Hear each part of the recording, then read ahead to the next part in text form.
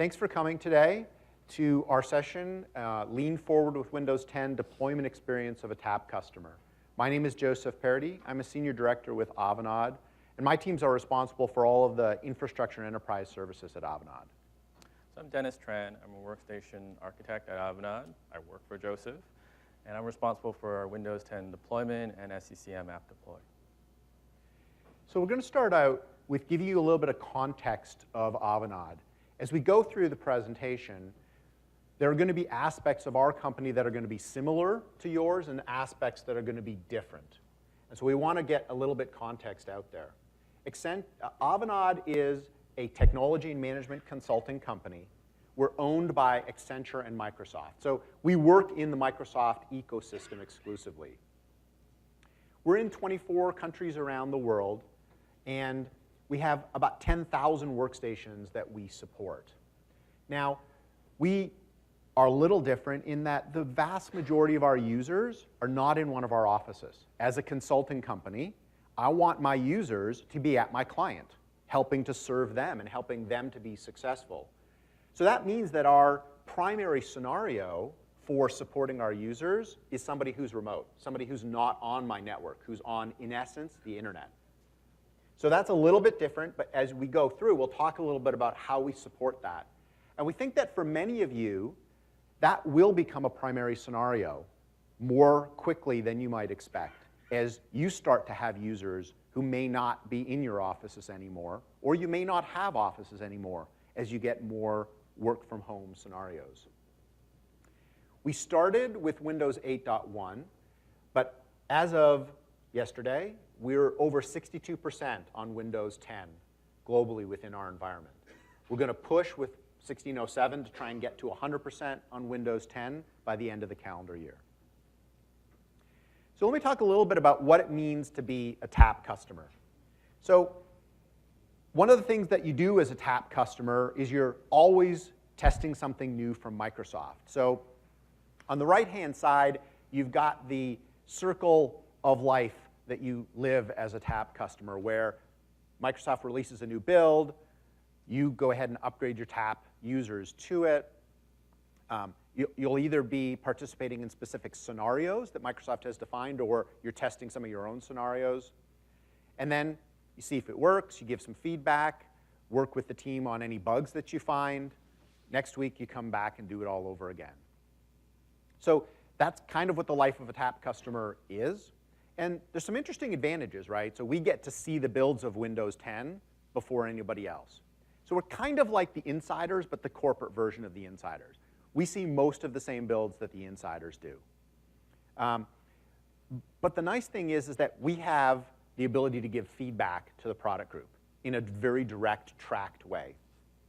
And so we can talk to the product group about how the build or how that feature works for an enterprise customer, which is going to be different than the average Windows insider who's more of a either small business or a consumer customer, right? So that's the advantage of being a TAP. Now, you might think that that sounds great, maybe we should do it as well, but I want to let you know there's some cautions here, right? There's a lot of time and effort to participate, right? That when we're in the heavy TAP build testing cycle, we're not in that right now because 1607 just released. Dennis and I spend a chunk of our day doing TAP work that we don't get paid for, right? Microsoft doesn't pay us to participate in the TAP, right? So it's a business decision that our leadership has made that this investment is worth it for our company, right? We get to have fun with some of our builds, right? So, hey, you upgrade to a build, now all of a sudden I can't connect to something that's critical. Guess what? Now you get to re-image your machine, right? So Dennis and I live with multiple machines all the time on our desks, one running the latest TAP build and one running something that we can use in case that TAP build goes bad and we have to attend a critical meeting. Sometimes we've had security issues in Windows that are in that TAP build and there's not going to be a fix for it. So we may have to wipe that machine because we can't use that. And we don't allow people outside of our TAP testing team to run builds because of the risk to our data and our clients' data, right? Some of you in this room are maybe clients of ours, right? We won't put your data at risk. We get into interesting discussions with the product groups about sometimes things that they change. The product groups sometimes have some great ideas, at least in their minds. We don't always agree with that. So we get to be in some discussions, and sometimes it doesn't go our way, right? So they'll change a feature, or they'll change the way it works between a certain build of Windows and another build of Windows, right? Or between the way it worked in 8.1 and the way it works in 10.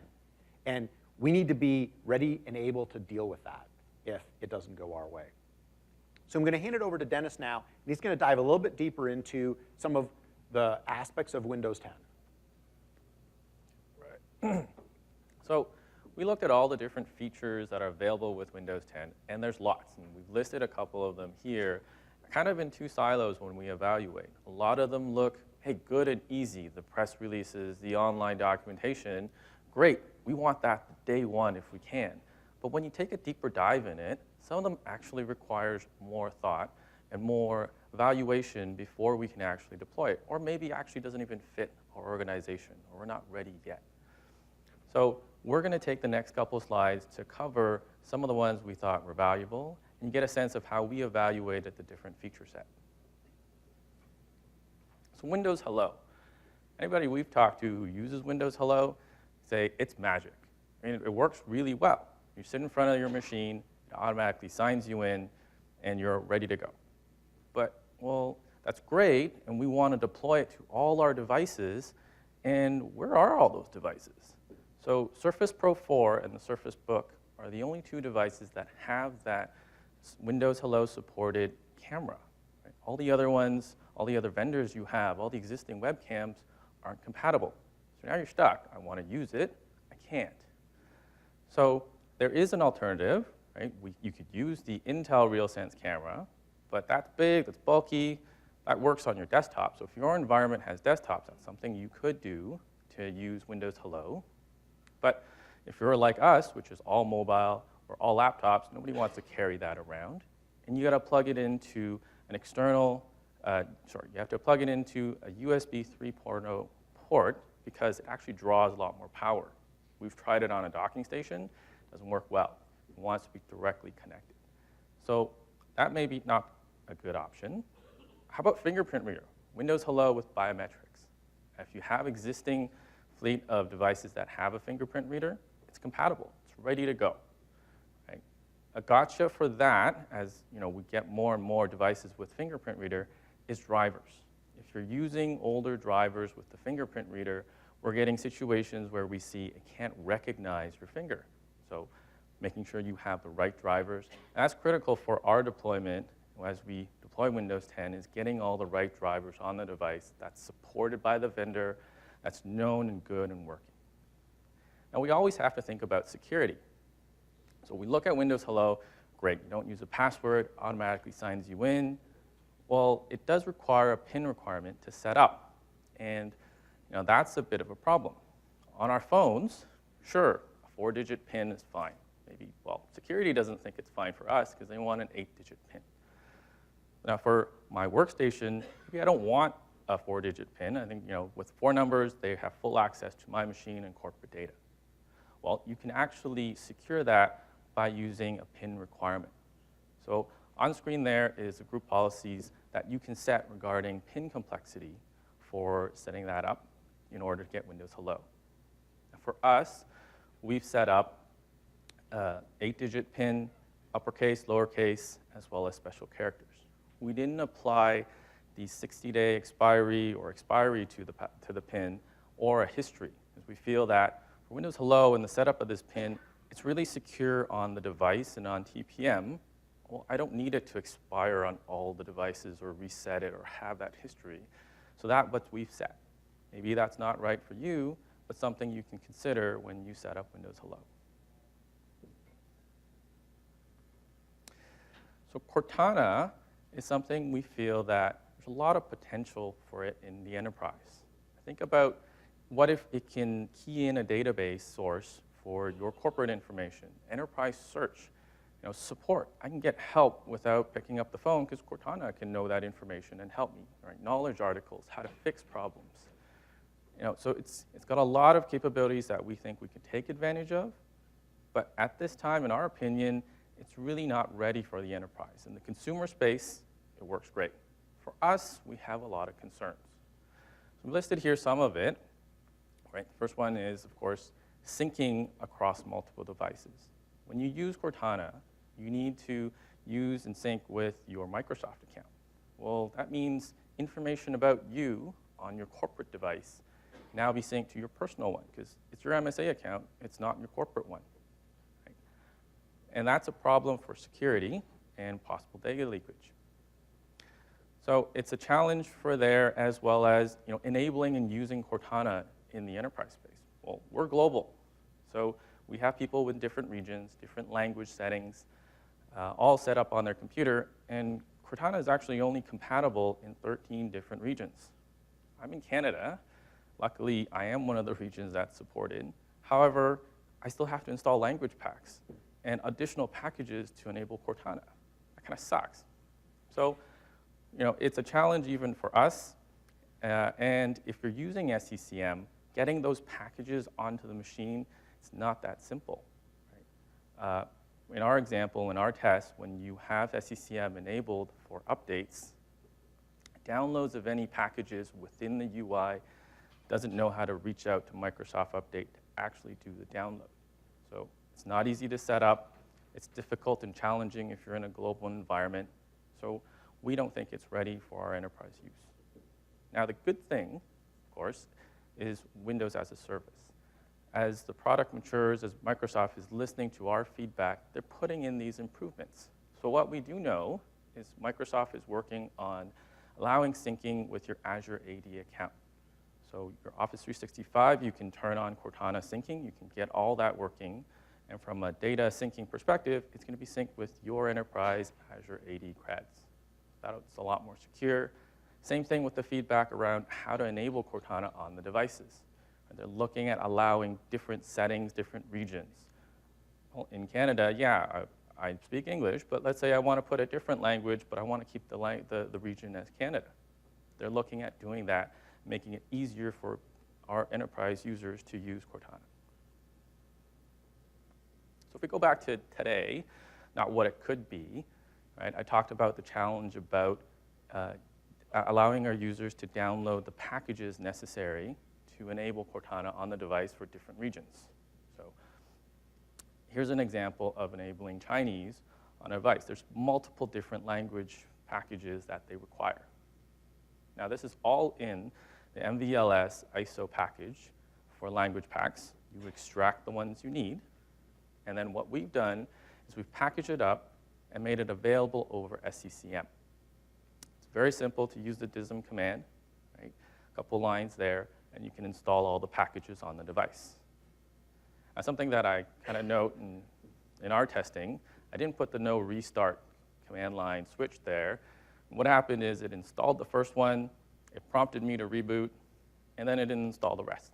So make sure you note to put in the /no restart. And then for detection method on this, I didn't put it on screen, was detecting specific files on the system. So I used file level detection to make sure all the language packs are properly installed. Enterprise mode was something which was key to our success in kind of moving faster and kind of stopping or removing the blockers around compatibility on the browser. So any websites you have, any web apps that, let's say, are using Silverlight, third-party add-ons that are related to the browser, well, if it doesn't work with Edge, that's okay. We can make it work with IE11. Right? So out of box, the site list, you can easily manage where you want to direct your users if they want to use the Edge browser. Right? You can do sub-level site listing. So avnod.com is going to open in Edge. Let's say my intranet.avnod.com or go.avnod.com. Any of those, I can say, well, I need that to open in IE11 instead, and that's very easy to configure. So easy, quick win. The implementation is quite simple. And let's say that website, that web app, or our third-party vendor add-on is suddenly, well, we're compatible with Edge. Great. I update my site list. All my clients will realize there's a new version. They download. And when the next time they open that site, that app, it's going to open in Edge. So I think it's very valuable, easy to implement, and you can go with it today. As we get on to security, this very, very exciting topic, I'm going to throw it back to Joseph. Thanks, Dennis. So you've heard this week, probably in other sessions, about security and Windows 10.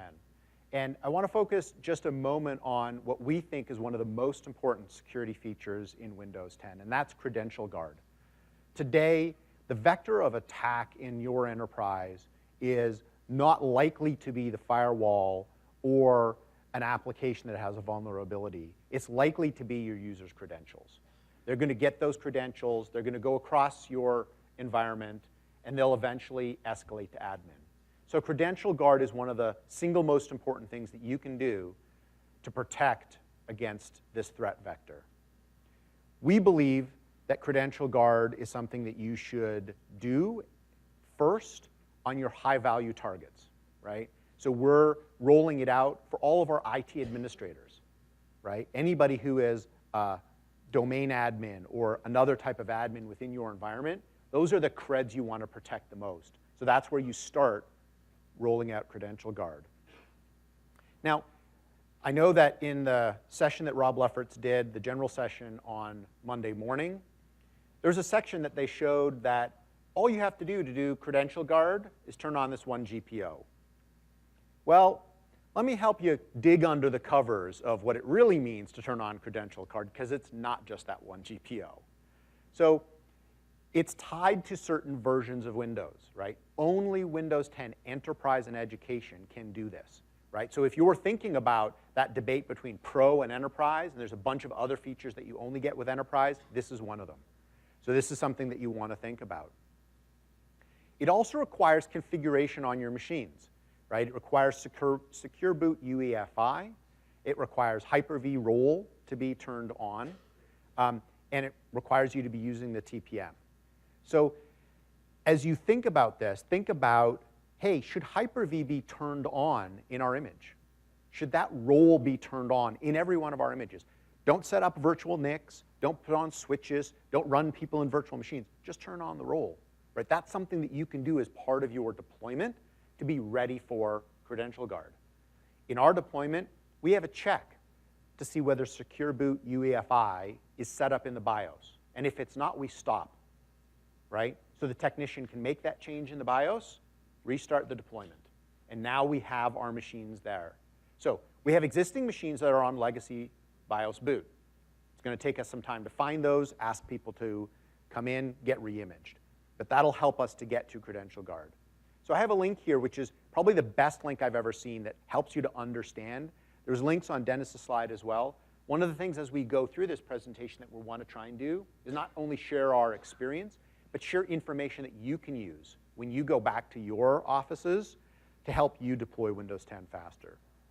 So think about the foundational elements in order to get Credential Guard, because if you start with those broadly deployed, then you can start implementing Credential Guard for your high-value targets. So another topic that you hear a lot about from Microsoft is this evolution away from domain join to Azure AD join. And we think that this is really the future. We think that this is going to enable that digital workplace of the future. But again, we don't believe that it's ready for enterprises yet. We believe it's absolutely viable for small businesses, for some other scenarios. But for enterprises, we think there's some gaps. If you've been doing this workstation stuff for a while, right, you've come to appreciate the power of group policy and SCCM.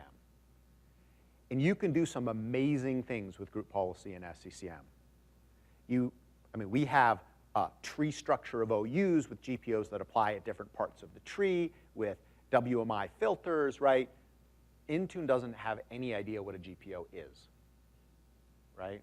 So the scenarios that you need in an enterprise just aren't covered yet by Intune. And we need that additional control and security.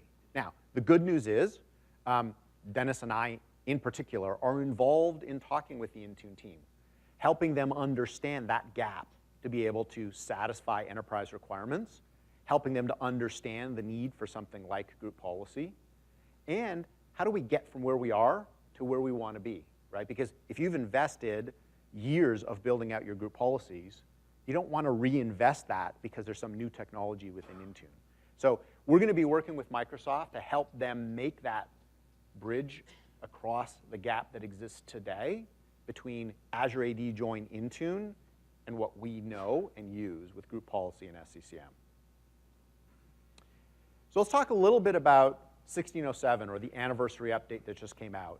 And I want to highlight some of the quick wins that we saw in deploying Windows 10 1607. The number one quick win, I talked about it in Rob's session on Monday, but it's device registration, right? I'll go into a little bit more depth on a next slide, but device registration has really been super simple for us after we got the foundational elements in place, and a big win for our users. Edge, let's say we weren't so big fans of Edge when it first came out, right? Edge is a great idea. It's a great first step by Microsoft when it came out in the original version of Windows 10. But it didn't have the stability, it didn't have the performance, it didn't have what you needed to replace the browser that most of your users want to use. Well, with 1607, the feedback from our users is Edge has now gotten there, right? They're able to say, I'm going to use Edge as my primary browser, and that works for me. Are there a few things that maybe they would like to see enhanced? Absolutely. Microsoft is working on that.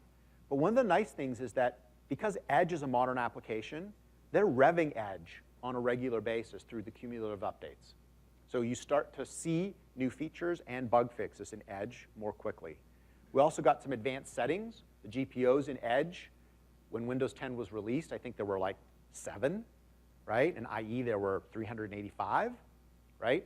I don't think 385 is the right number, but 7 is not the right number either. Now we have more, and we can control more of those things. The other thing for us that was a big win, you may not think this is even interesting, but it's offline Defender scan. If you think about what I said about our workforce, right? They're all remote. If I had somebody who has malware on their laptop, it's been identified through Defender, reported in through SCCM, security team contacts them, and we think it can be removed by Defender, I can either ask them to take 2 days away from the client, travel to the nearest office to get it fixed, or we can say, hey, start an offline scan after restart. We have the command line to do that, and then that gets you the lowest level scanning and fixing from Defender. So this enables us to reduce client downtime when we have a malware incident. And I know we're different. None of your users have ever clicked on a malicious link and got infected with malware. So I know this doesn't apply to you, but I just wanted to share. Okay, so let's talk a little bit about what device registration is. So device registration is, the way that I describe it is it's kind of Kerberos for the modern world, right?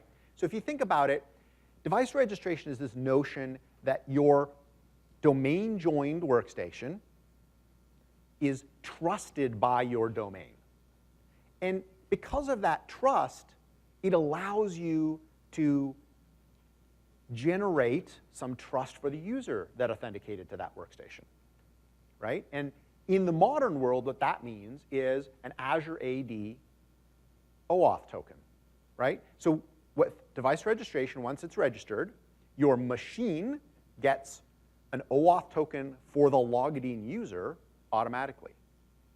That can be leveraged in Edge or IE. Note I didn't say Chrome, but they're adding that support if Chrome is your chosen browser, right? And then when you go to Office 365 web apps, or you open up Outlook for the first time on your machine, single sign-on. That's a huge win for our users, right? Because one of the challenges when you start to live on the internet and you live with SaaS services is NTLM doesn't exist, right? But your users have spent years loving the single sign-on experience of NTLM. So how do you get that? Device registration. So in order to implement it, it's much easier in 1607. In 1511, you had to set a GPO, and then once the GPO applied, your user had to sign out and sign in twice, separated by a minimum of 5 minutes. So you can imagine how effective that is, right? They're like, hey, it doesn't work. Hey, it doesn't work, right? In 1607, they've made that run in the background now, right? So within about 5 minutes of you deploying the GPO, device is registered, user has the token, right? Much, much nicer.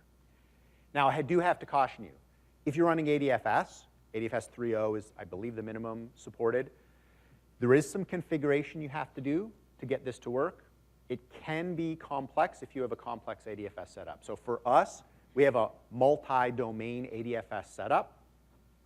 Microsoft support was able to help us get the script that's published online modified so it worked in our environment correctly, and now it's set up and running.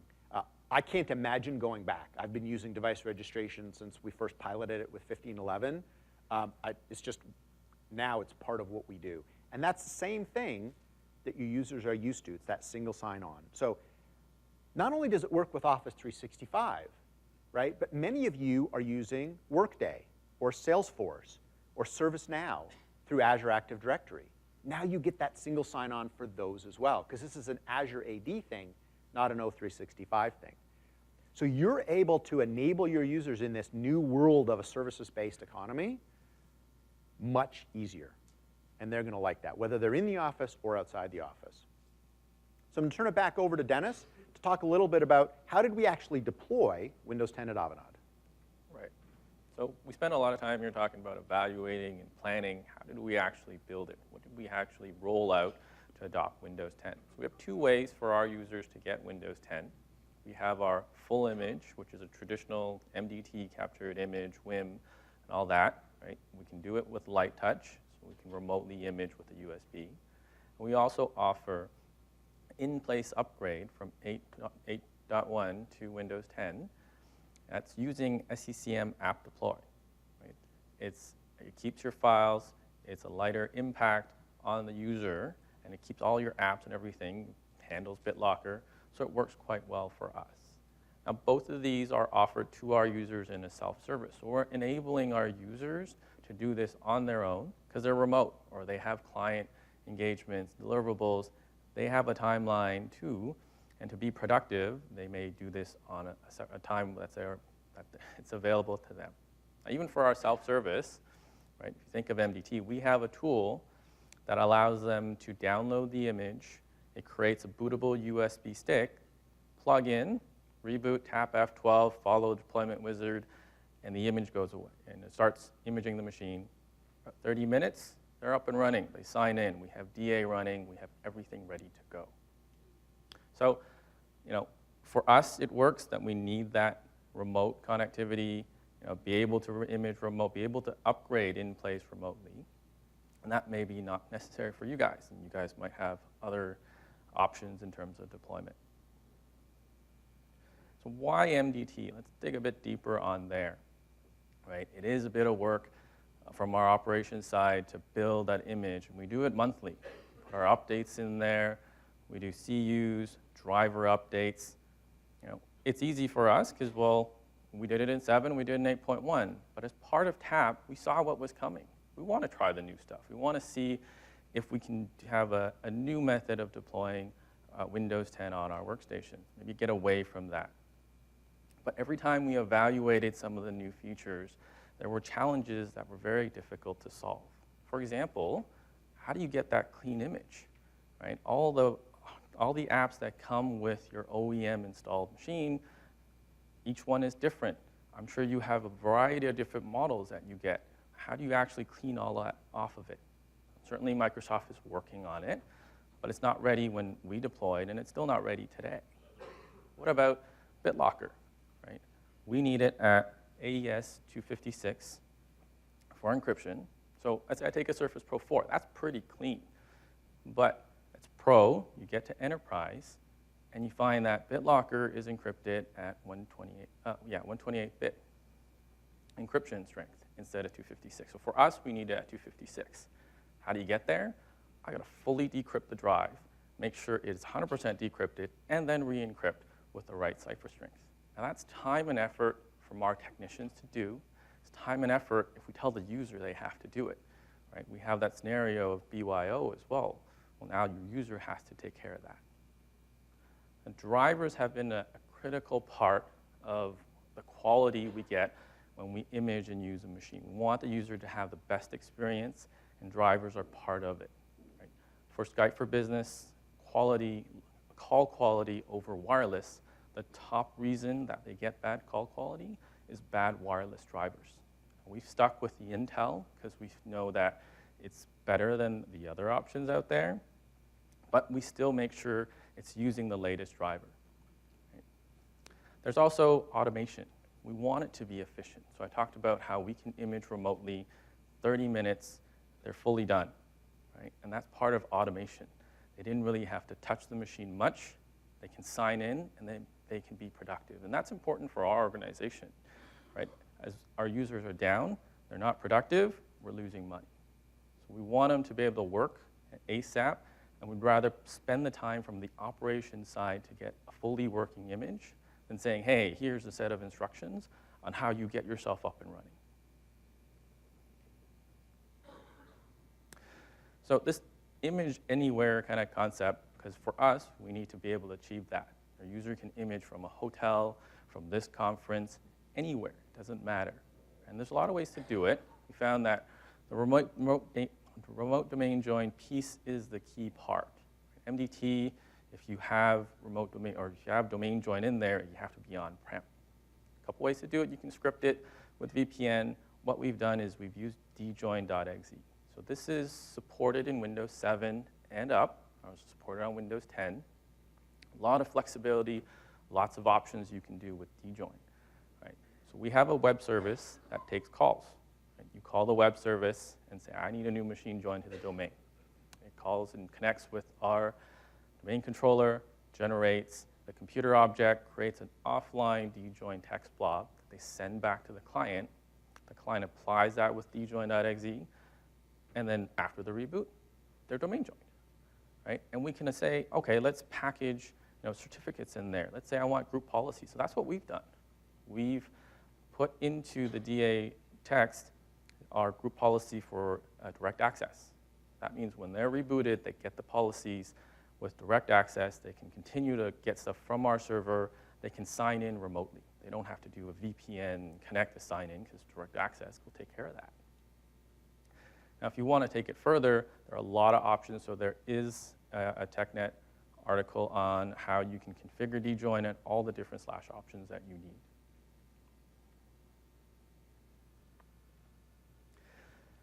Talk a bit about our in-place upgrade. Now, when Microsoft told us, yeah, we upgraded all our machines to Windows 10, we were a bit skeptical. We did the 7 to 8 upgrade. We did our 8 to 8.1 upgrade. It wasn't that good. Right? Performance impacts that we saw on the machine to us weren't acceptable. In certain cases, right, apps weren't compatible. Apps didn't perform well.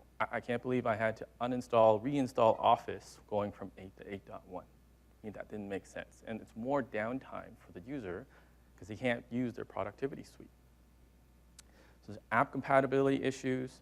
And then we also faced a lot of problems with failed upgrades. We had users who tried the upgrade. Well, they're stuck in a black screen. Right? Drivers weren't compatible.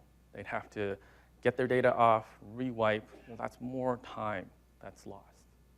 But with 10, we feel the quality's there. For all the machines in our pilot group, 1,000 of them, they all in-place upgrade. It worked well. Right? For the issues that did happen, it rolled back so that they'll be back on 8.1. They can still work, be productive. They can try again later. They can call support and look at what actually happened. Right? So restoring the previous build was good. They have a readiness checker for app compat that you can use. So we think Microsoft got this right. So kudos to them for the effort they spent on getting upgrade working and working well. Not to say it's perfect, right? So for the machines that we noticed that did roll back, it was mostly related to BIOS. It was related to having a VPN connection that wasn't compatible. So the readiness checker will help there. But overall, we think it's solid. It's gotten us to our current adoption rate a lot quicker than before, than telling a user, oh, you got to wipe and reload. Well, no, in-place upgrade. Right? Least impact to the machine, retains all your data, your app, and it's quick. In under an hour, they're upgraded, they can sign in, and they're ready to go. So the way in which we provided in-place upgrade is via SCCM app deploy. Now, maybe OSD works for you guys because you're on-prem. For us, we're everywhere. So having it as an app deploy, our users can access it over Software Center, SCCM, they can download from anywhere. Right? And SCCM has a pretty good, solid suite of features in handling application management and deployment. You can apply a lot of controls and flexibility because you can set, okay, well, who do I want to deploy to? I can create a collection of users. Well, maybe I want to be a bit more fancy. Let me check with all the users that are part of an AD security user group. Everybody knows how to add people to an AD group. That's pretty simple. SCCM can actually check and sync with the AD group and pick up all the users in there. You could do a group that's machines and say all these machines can get Windows 10. Great, right? You don't have to go back to SCCM, set up a query, query the AD, and you'll get everything added to the collection. You can schedule it every day, you can schedule it every other day. It's totally your call. You do get some control in terms of requirements as well. We have a lot of devices that are not Windows 10 ready because the vendor has specified that they have not done any testing with that model on Windows 10. And they have no supported drivers. I'm pretty sure we can upgrade and make it work. But that doesn't give us our quality, doesn't give us our best user experience. And what about vendor support? They call the vendor and say, hey, this machine's not working. The first thing they're going to ask, well, what operating system you got? Well, I'm on Windows 10. No, that's not supported. We don't test it. Here's our disclaimer. Too bad. That doesn't help.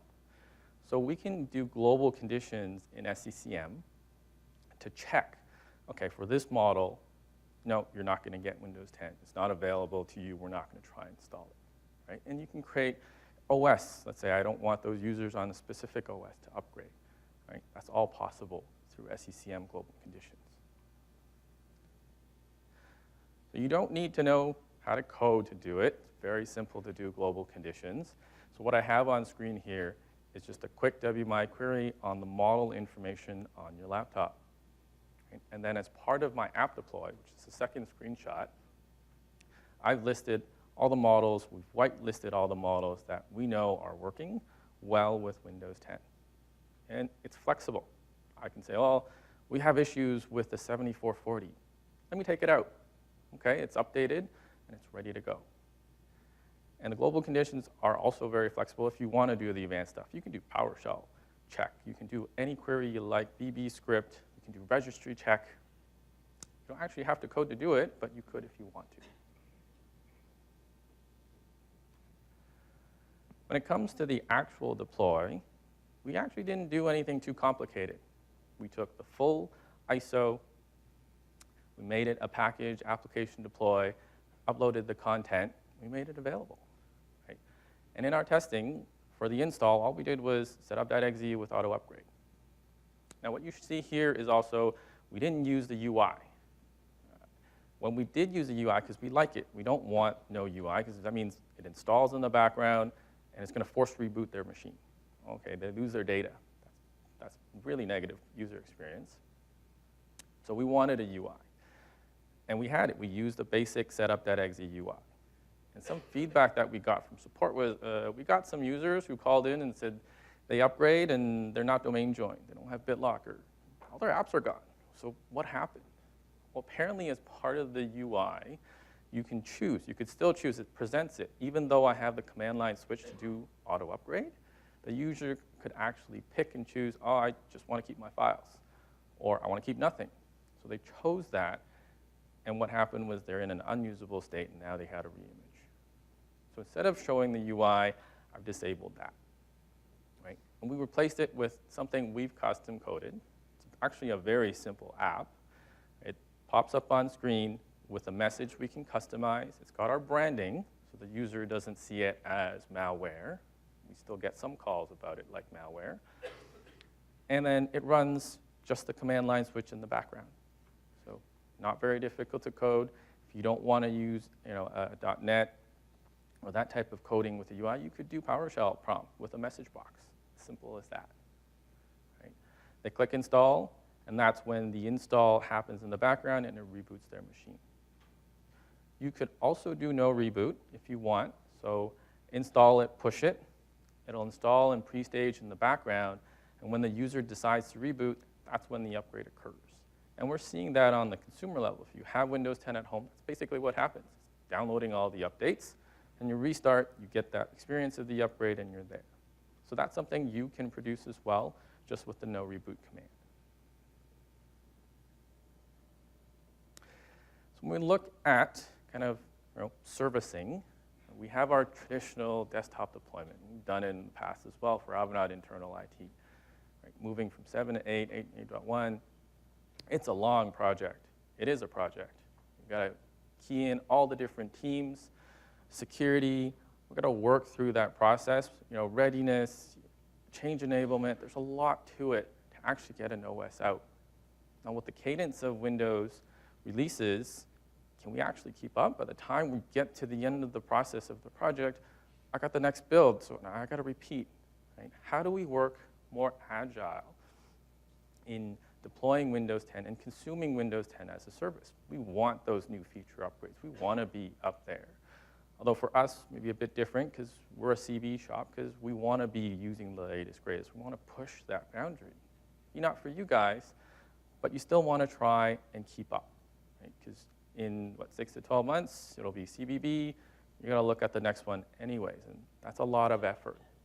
So we want to try and come up with a method where you can adopt a lot more quickly, a lot more efficiently, and keep up with not just Windows, but with all the other products. Now we find, there's a way in which a model to work that will help support us moving faster and at a lower cost and kind of minimize the impact it would do. And that's about our digital workplace, right? Moving to cloud services, so there isn't that much of a dependency on what my on-prem resources or app compat. And everything's just consumed online on the cloud, right? So self-service is something we have. We have our users. We're enabling and empowering our users to go to Windows 10.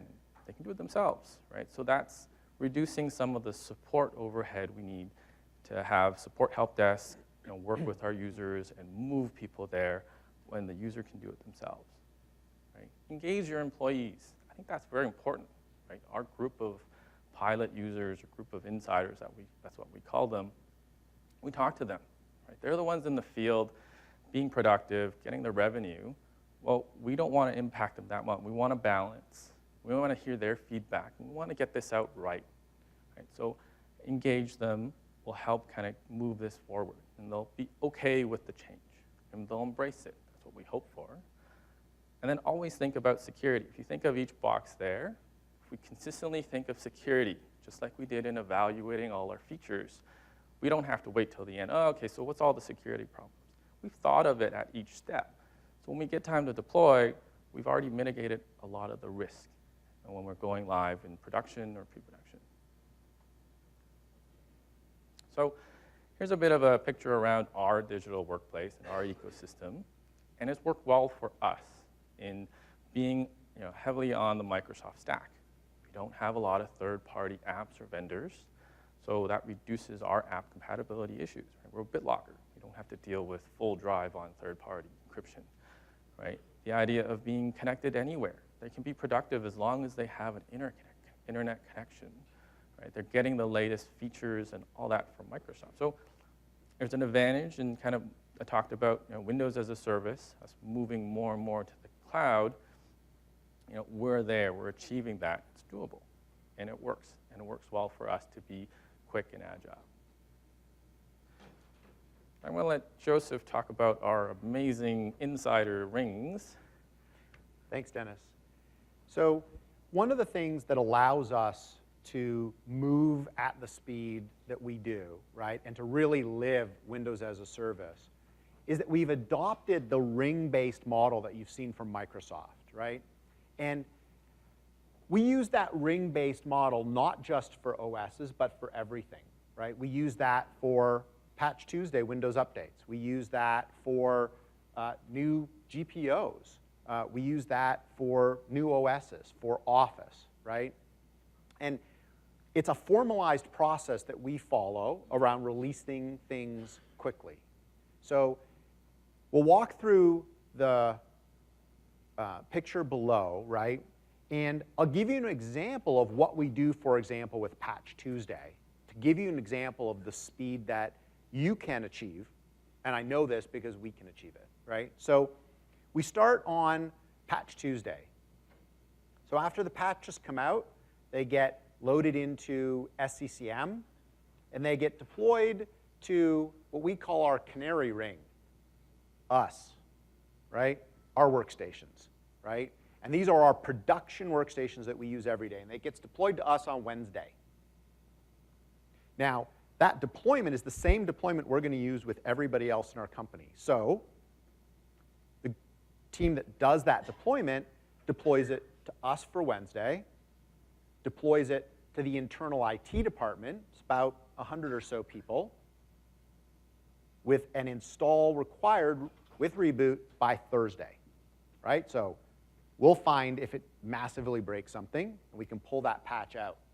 It won't affect 100 people.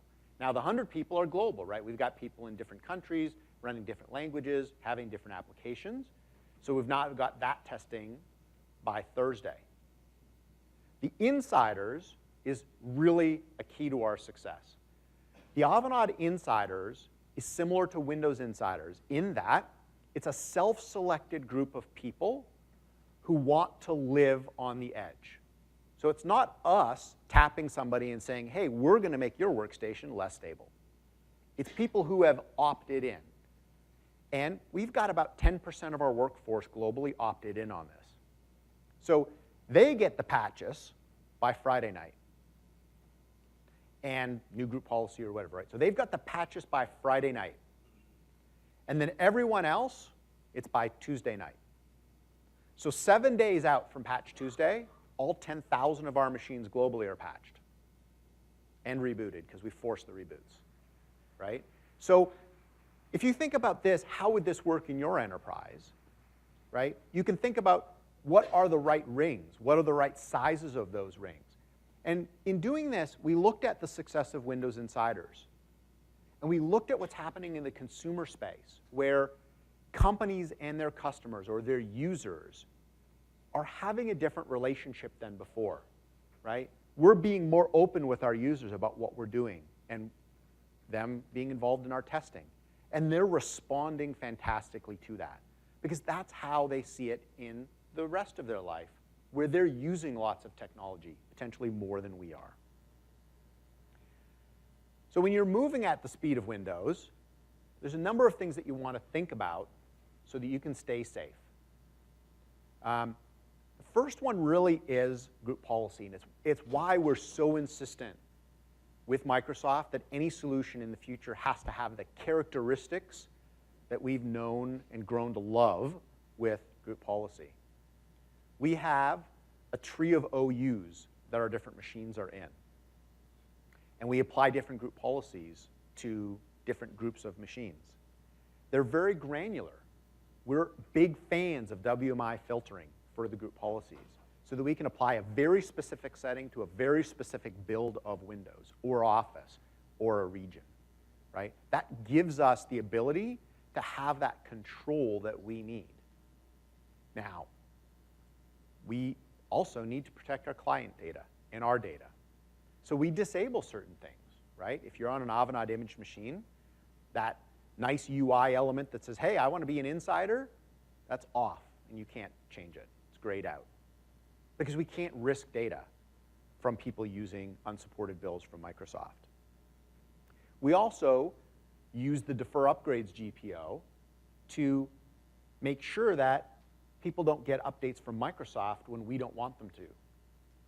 Some of you may have noticed that with 1607, Microsoft made available to enterprise SKU Windows 10 the 1607 upgrade simply by going to Public Windows Update. You lost control over when your customer went to 1607. And if you had an incompatible AV application, your customer called because they were in a blue screen loop. We figured that out pretty quickly. Fortunately, we weren't affected, but one of our customers was. We found the group policy that we needed to change. We applied it internally and helped them as well, right? So this is something that you're going to find, right? As Microsoft is moving at speed, you're going to have to adapt to it. As Dennis mentioned, SCCM is our second most powerful tool. Again, because of the granularity of control it gives us, we can use SCCM to target devices, target users with the right thing at the right time. And we can prevent machines from getting software that's going to cause an issue. Probably the biggest thing that has allowed us to move at speed is moving towards web-based applications. And I believe that we are over the crest of the hill of people understanding that web-based applications will be the future. And I think it's driven by SaaS. If you're a Salesforce user, or if you're a ServiceNow user, or a Workday user, or any of the other thousands of SaaS applications out there, I'm pretty sure you're not downloading and installing a new version of their FAT client and connecting via VPN to their data center to run your app. You're running it in a browser, right? And by running applications in a browser, and by leveraging SaaS applications, whose companies have a vested interest in making sure that their applications work across a fleet of browsers and OSs, you take advantage of the fact that they will spend that money to make their app compatible with Edge, and you don't have to spend that money, just like in other areas. So SaaS, the use of SaaS applications by enterprises, we believe, will enable you to be able to move fast. And then finally, for your legacy applications in the browser, leverage enterprise mode, right? It gives you that seamless user interaction so that they can continue doing their job and not worry about the fact that, hey, I open this app in Edge, it doesn't seem to be rendering this thing that I expect, right? Enterprise mode allows you to get them to IE11, which will give them the experience that they want. So let's walk through how we looked at 1607 and how we were able to move at speed. So again, we used in-place upgrade. App compat really wasn't an issue between versions of Windows 10. Had to do a little bit of group policy changes. But let's look at the picture on the right. August 2nd, Microsoft releases Windows 1607. So got the ISO from VLSC, which any of you who are enterprise customers know that site implicitly. And here's what's interesting. Microsoft is realizing that enterprises need not just the enterprise ISO. We need the ADMX so that we can apply those new group policies. That was available on the 2nd of August, right? So we used the SCCM app deploy that we already had. Swapped out the bits, created a new one, right? We didn't have to change setup.exe. We didn't have to change how we deployed it. We had to look at what collections we would use and swap out the bits. Change the name on the title. So we're leveraging what we already did in the past, and that's what Microsoft is doing. We put in our group policy changes. There are only a few of them for 1607. And there's a third CU on August 2nd for that build. But we already know how to deploy CUs. We've been doing that for a year now. So deployed that CU, right? So now, literally on the 3rd of August, we were ready to start deploying to test machines, in-place upgrade, 1607 with the CU. And we did it. Dennis and I both did it, right? So about a week of testing later, we were able to release that to our insiders. So now we've got our client-facing people, 1,000 of them around the world, upgrading to 1607 with the patch from the CU, with the group policies, a week later, right? That's something we didn't even dream of in the Windows 7, Windows 8 days, right? You just didn't think it was possible. Now, those 1,000 people are using it, right? They're finding some issues, right? So depending on how closely you follow the issues with 1607, we had 4 or 5 people completely lose their machines on the upgrade. Because there was a bug where if you had Hyper-V enabled with a certain configuration, locked your TPM. That was it. You're not getting into your hard drive again, right? And we were able to get into a couple of hard drives by taking them out, slaving it to another machine, getting the recovery key, right? But any of you guys seen those like Surface Pro 4 devices? You want to know how you get a hard drive out of that? With a hammer and a crowbar? Yeah, kind of voids the warranty to do that, right? We had a Surface Pro 4 user, lost all their data, right? So, living on the edge, welcome to being an insider, right? We're all thrilled, but we knew, hey, can't release this more broadly then, right? Microsoft released a cumulative update, fixed that problem. Scepter broke, PowerShell remoting. So now my entire Exchange admin team is upset with me, right? Because now they can't actually do their job because PowerShell remoting doesn't work, right? Within a few days, Microsoft released another CU. But because we can deploy CUs within 24 hours of their release by Microsoft, that's okay, right? Our insiders were up and running. So had a couple of bumpy weeks there in the testing, but just before we came here this week, we released the in-place upgrade to everybody at Avanade. So all 10,000 people at Avanade can now go to Software Center, Windows 10 1607, go, and they can start upgrading. And I think before we came here, we had 400 or 500. Now we've got 700 and something as of last night upgraded to Windows 10 1607. So now we're working on the image, right? There was a new release of some of the MDT bits with 1607, right? So had to take those and doing the testing of the image. I imaged the first machine last week, right? Dennis is doing the main testing, but we're imaging machines and getting them out to some of our test users right now. And then by October 1st, we're going to have all new machines going out the door with 1607 and all users having upgrade to 1607 available to them, right? So within 60 days, 1607 is now our new corporate OS, full up, right? That's what's possible, right? I'm here to say Microsoft is going to tell you lots of things, right? I'm assuming there's some Microsoft people in the room, so forgive me. Not all of them are true, right? There's some really ideal situations that cause it to be true. But if you focus on your environment and you focus on believing that you can do Windows as a service, it is possible. We've done it, right? This is how we work today. And this is how we're going to work going forward. We have changed the norm for how we do workstation releases at Avanade. And I believe you can too. So I want to talk a little bit about how you build those rings, right? So as we think about how we're doing the rings, the first, somebody applies to be an insider, right? And really, the foundational element of the insiders is an AD group. We add them to an AD group, right? Now, in order to apply new stuff, the machines that that person uses have to be in an OU so that we can do that, right? So how do we do this, right? In SCCM, we sync that AD group. Okay, so now SCCM knows about it, right? We have to create device and user collections based on that AD group. I'll have some screenshots later that you can use when you go back home. Now, how do we get those workstations into that OU? Well, PowerShell's really good at that, right?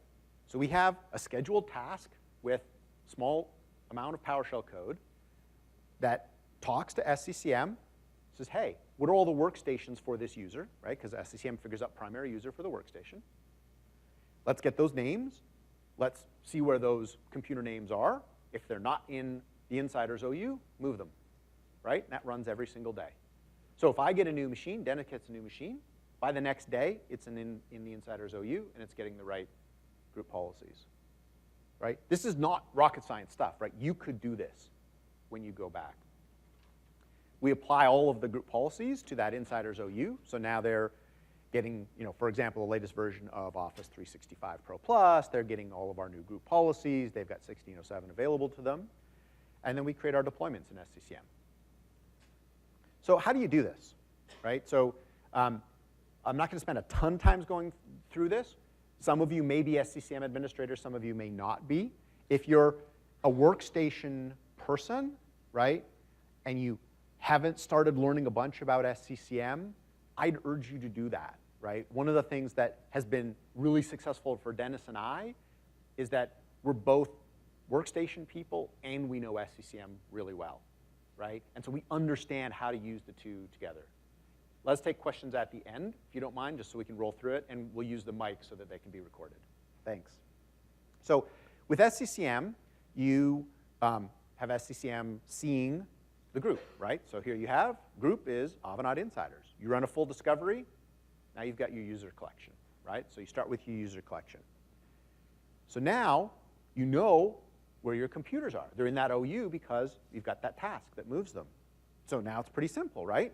Let's create a collection for my devices based on where the OU is, right? Because SCCM knows the OU of that device. Now you have your computers collection. And you might be thinking, hey, Joseph, that's great. But I'm not on SCCM vNext. So is this all going to work for me? That cool app thing that Dennis showed and the other stuff that you're doing? Yeah. So we started our Windows 1607 deployment on SCCM 2012 R2. We've been running Windows 10, patching it, deploying it on SCCM 2012 R2 for over a year, right? Microsoft has decoupled the need for an SCCM upgrade from Windows 10. I don't know who else has ever tried this before Windows 10. You got a machine with the SCCM client installed, Windows 7. Upgrade to Windows 8.1. What happens to SCCM? Client's dead. You get to reinstall that client. Except you can't get the software to that client because the client's dead. Right? Windows 10, in-place upgrade, SCCM client is just fine. Keeps running, right? That's a huge deal. That's one of those little details for an enterprise Microsoft got right. It's one of the very first things we tested, right, as part of being a TAP customer. So SCCM 2012 R2 is just fine. It works. It does everything that you are seeing here, right? So you can start today because SCCM 2012 R2 is fine. And then you can move SCCM at the pace that's fine for your organization. Maybe you're using it for servers as well as clients. Maybe you've got some testing that you need to do there, right? That's fine. Move SCCM when you want to move it. So I want to show you one kind of cool thing that we do with SCCM to help us track the progress of deployments. So here's the dashboard that we have. And you can see this. You'll be able to use this query if you want. But we want to understand how many machines are running different versions of the operating system, right? We want to have Windows 10 versus Windows 8.1 versus Windows 7, right? I know there's like 8 Windows 7 machines. What are those doing there? Got to get rid of those. But we also wanted to track the build, right? So which one is 1507, 1511, 1607, right? So we're able to create collections and use those collections for our tracking to see our progress on the rollout of SCCM. We can also use those collections to target the upgrade. So we'll be targeting the 10240 folks to get up to 1607. At the bottom, we're showing we also do this for Office. So we know our 2013 and our 2016 split on Office, and we can target those 2013 people with the upgrade to 2016. So what we're trying to do is we're trying to get only the things to the user that the user needs, right? Not say, hey, everybody, if you haven't yet installed Office 2016, please go do it. No, I know who I should target that message to, right? And that's something that, it's the way that we think about thinking of our users as consumers, right? Thinking about how you would do this in the public internet space. So to wrap up, I think it's time to take the leap. If you haven't already decided that you're going to aggressively roll out Windows 10 and figure out how to get to live with Windows as a service, I think you should start thinking about that. And you don't need to be a TAP customer, right? Our experience is different than yours because we've lived on that edge for a while now. But what we hope we've done in this presentation is show you that you don't have to be a TAP customer to get the benefits out of Windows as a service and some of the stuff that we've done, right? Use enterprise mode to get around your app compat issues in the browser. Use your existing SCCM. Think about your collections and rings. Have your own insiders group, right? It will appeal to your users that you want them to be invested and involved with you in moving forward. Leverage the fact that your company is moving towards SaaS web-based applications to reduce your app compat issues. If you have third-party tools for some of the things that are a known issue, full disk encryption being number 1, anti-malware being number 2, I'd urge you to take a look at the Microsoft products. Microsoft has made, well, number 1, BitLocker has been great since the start. So if you're not using BitLocker, that's probably a little bit of an overdue message. But Windows Defender has not had the greatest PR in the past. I'll be 100% honest with you. But those folks on that team have stepped it up. And they are world-class now. And they understand that it's important to enterprises that they are world-class in what they do in Defender. So take a look at Defender. You will be surprised. Take control of your device drivers and figure out how you're going to get to Windows as a service. So with that, I want to thank you for attending. Please do fill out your evaluations. And if you have any questions, I'd like to ask you to go to one of the microphones. The session is being recorded, and we want to make sure that we capture your questions and hopefully our great replies to them. Thank you. Hey.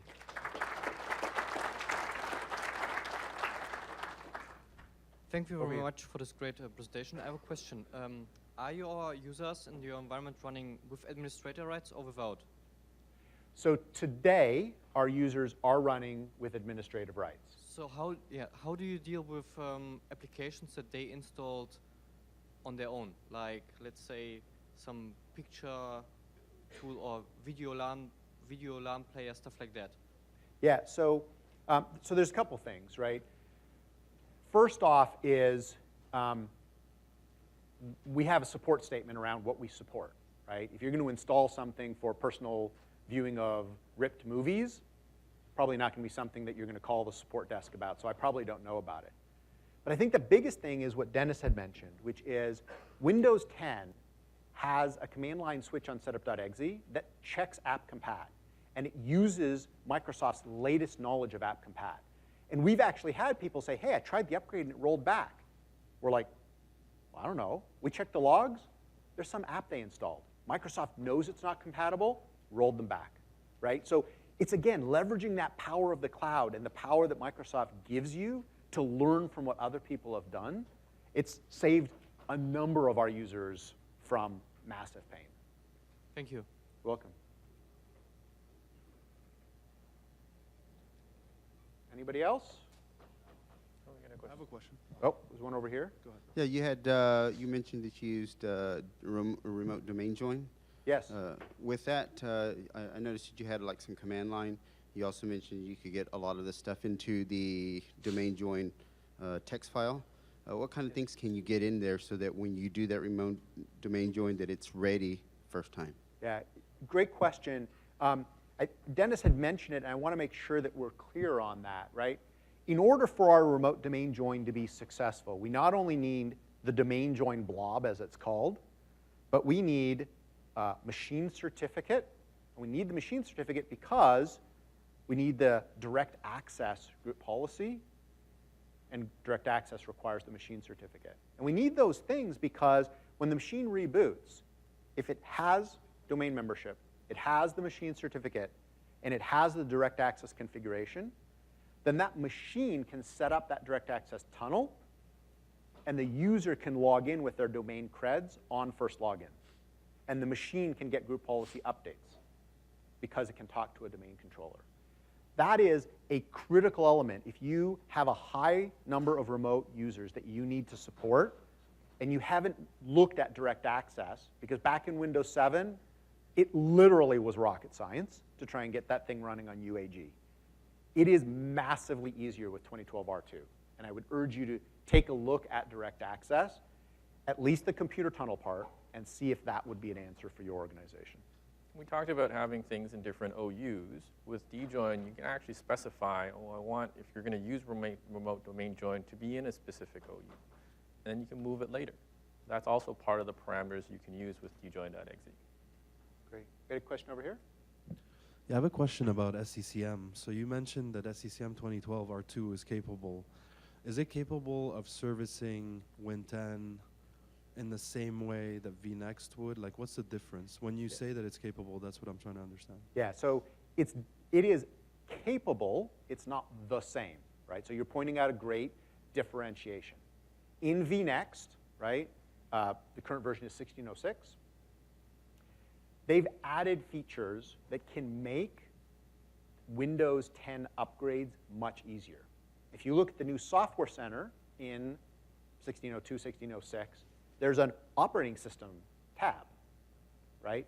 So you can have a much easier experience for Windows upgrades if you're running vNext. So it's a big advantage to run vNext, but it's not a blocker. As we said, we did the app deploy. We have thousands of users who have used that successfully. So we said, yep, that's nice to have. It's not required. Now, there's some other stuff you get with SCCM 16.06 sort of in the back end, right? But as the Windows 10 part, that's the key element, is it can make your updates easier within your environment. We do a little bit of that work that we already did to make it work with 2012 R2. Okay, so just to follow up, so just to be clear, so you can be on current branch for business with 2012 R2 and then take your time to deploy vNext at your own pace. That's exactly what we did. As a matter of fact, we're on CB, so we're current branch, at okay. Avanade, right? All right. We live on the edge and have the scars to help you not have those same scars. But yeah, we're CB shop, right? So we're literally there, right there. And we upgraded our 2012 R2 SCCM to 16.06 after we started deploying Windows 10 16.07. So we've been doing Windows 10 for over a year on 2012 R2. Okay, great. Absolutely possible. All right. Thank you. Great session. Thank you. Okay, looks like we have one more. So you talked about languages and Cortana, and that's something that we've been facing quite a lot of issues with, especially with Asian region and their different type of keyboard layouts and characters and so on. You showed an example where you installed the language packs and all these feature-on-demand parts of it. Is this something you typically do for all the countries in order to overcome these language challenges? Yeah, so let me see, maybe let me make sure I understand it. When we showed that example of the code, Yeah. right, all of those lines was to get one language. Yeah. So that's what makes it hard, right? Because all of those files, they're actually split across 2 different DVD ISOs that you have to Yeah. download from Microsoft, right? Yeah. And so I think there's only 13 languages that we've found where you can get all of the bits to make Cortana work. You've got Cortana half functional, like voice doesn't work, or handwriting recognition doesn't work, or something like that in certain countries. I don't know off the top of my head all the countries that it actually does work in, but we found it challenging because we had to do a lot of testing to figure out what were all those files that we needed for a single language to fully work on Cortana. But it still works for if you need that display language on the OS, if you're not specifically targeting Cortana, you could do the same package and say, hey, if you need display language and speech, download and install, and that script works the same. Okay. But as Joseph was saying, it just depends on all the packages that are available in that ISO that you can use. Okay. Thank you. And of course, they changed the way that they named the categorization for that ISO in 1607. So it took us like a week to find where that ISO was in 1607. They said, oh, we released it. We're like, no, it's not there. And they said, oh, we changed the category. And it doesn't apply to Office 365. So Right. that is the way you need the Office deployment tool to get your different language if you need Office languages. Yeah, that's different. Yeah. Okay, Thank you. thanks. How do you deal with those language packs after an in-place upgrade? For example, going from TH2 to RS1, after the upgrade, all the language packs are gone. How do you get them back, and how do you know which language packs were installed prior to the upgrade? Great question. So with SCCM, you can download the new language packs and then send them out as an update to your existing machines. I'm not exactly precise on the details here, right?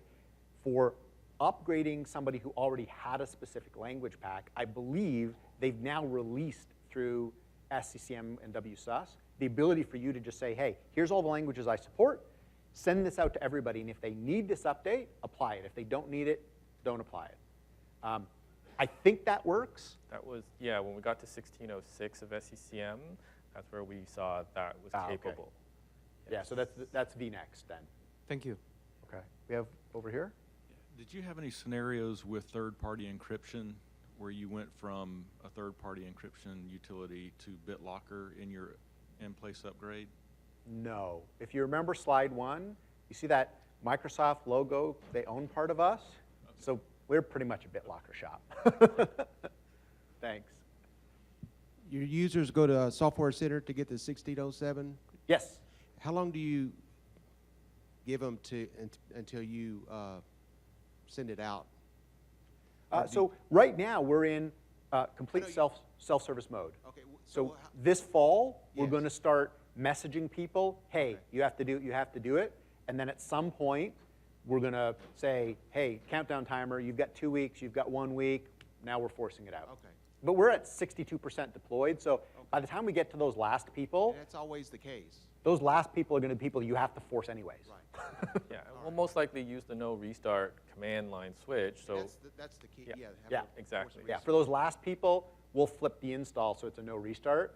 And then the next time they reboot, they'll go, what's happening? And they'll call the help desk and they'll go, did you read all the email? No, you didn't send me any email. That's because you delete, with a rule, everything that you get from IT. Not to say anybody has ever seen that, but Okay. Thank you. great. Did you have a question? No? Okay. You mentioned drivers quite a few times, and one of the big problems with Windows 7 was having MDT inject all the drivers, then have the device detect them correctly. So has that been significantly better with Windows 10, and do you It's- have a single image that includes all of your drivers? So we do have a single image that includes all of our drivers. We use the same technique that we've been using since Windows 7. It's not the technique that Microsoft will tell you about. Okay. But if you go to Johan or Mikhail's sessions, so Johan Arvidmark and Mikhail Nystrom, Is that the selection groups? they are, yeah. Yeah. Those, Okay. that is by far the best technique. It is Okay. bulletproof. So we do it, and our parent company, Accenture, 440,000 machines, they do it, and it's the only way to go. And so you do that, so you're deploying actually from MDT, or you're MDT. setting that up as an ISO, and then it's detecting it correctly as it builds? So everything is on the ISO. So if you think the output from MDT is quote unquote an ISO, right? It can be Right. WDS, booted, whatever, right? All the drivers are on the ISO, Right. but the only ones that MDT injects are the ones that match the hardware that it detects. So we have exact control over what drivers get laid down and then detected. Okay, thank you very much. You're welcome. So we're going to stick around for a couple of minutes if there's any other questions. But other than that, thank you so much for attending. Appreciate it.